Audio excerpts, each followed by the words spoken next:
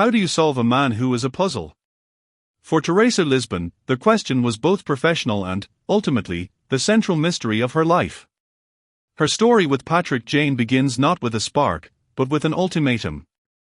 She is the newly promoted, by-the-book head of the California Bureau of Investigation's Homicide Unit. He is a former celebrity psychic, a publicly broken man whose wife and child were murdered by the serial killer he taunted. He is her consultant. A condition of her new job. A loose cannon she is ordered to contain. Their first meeting is a power struggle. She sees a smug, unpredictable liability, a walking reminder of tragedy and tabloid spectacle. He sees a rigid, rule-bound bureaucrat hiding behind her badge. This is not a meet-cute. This is a declaration of war. And it's on this battlefield of mutual suspicion that one of television's most intricate relationships would slowly, painfully, and beautifully be built. The foundation of their partnership is, ironically, the Red John case. It is the raw, screaming nerve in Jane's life, and Lisbon's unit is the tool he uses to pick at it. For years, their dynamic is defined by this dark purpose. Lisbon becomes his reluctant guardian.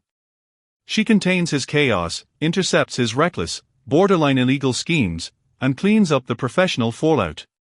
She is, in essence, his handler. But a shift occurs. She begins to see past the trickster facade. She witnesses the genuine, almost supernatural empathy he uses to read people. She sees the profound flashes of kindness he shows victims. And she sees the bottomless grief that fuels his obsession. Her role evolves from warden to protector. She isn't just protecting the CBI from him anymore, she is protecting him from himself. She becomes the anchor he didn't know he needed, the voice of conscience and safety, even when he is hell-bent on self-destruction. Jane, for his part, begins to chip away at Lisbon's walls. He sees not just the capable agent, but the woman beneath. The orphan who raised her brothers.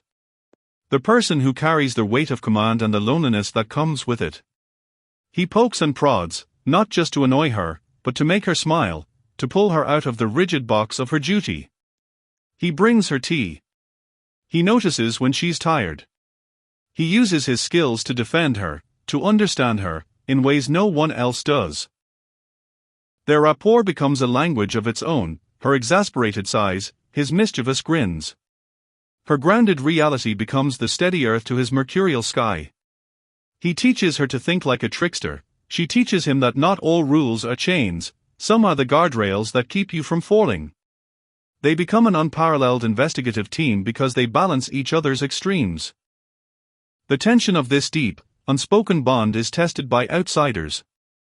Lisbon dates other men. Jane flirts with other women. But these relationships never stick. They feel like echoes, not the real thing. A date of Lisbon seems boring, solid, but utterly incapable of understanding the darkness and dedication of her world.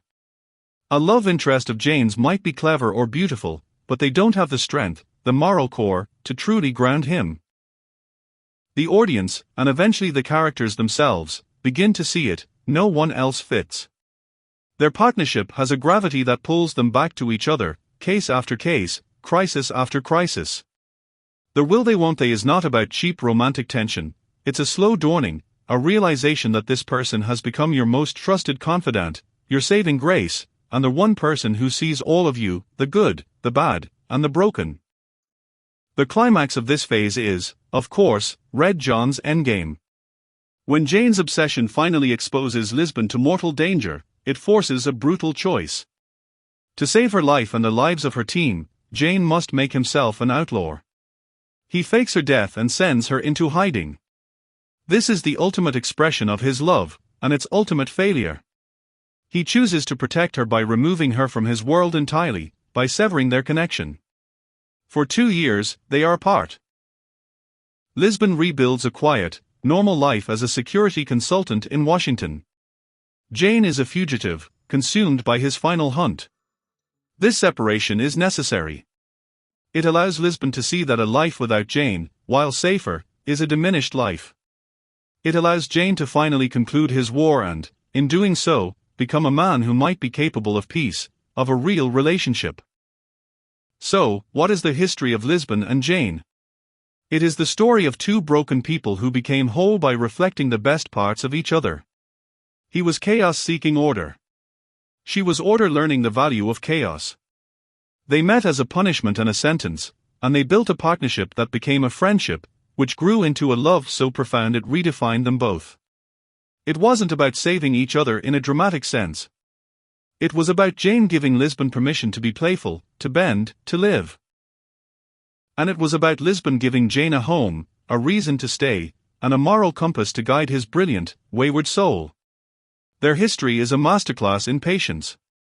It proves that the deepest bonds are often forged not in instant passion, but in the daily acts of showing up, of making tea, of covering for each other, and of choosing, again and again, to trust the person who sees you for exactly who you are. Thanks for watching. What is the most wholesome Patrick x Lisbon moment that you like? Comment in the comments for more videos like this. Thank you much for watching. This is Big Idiot making another great video. If you want more, please subscribe and leave a like.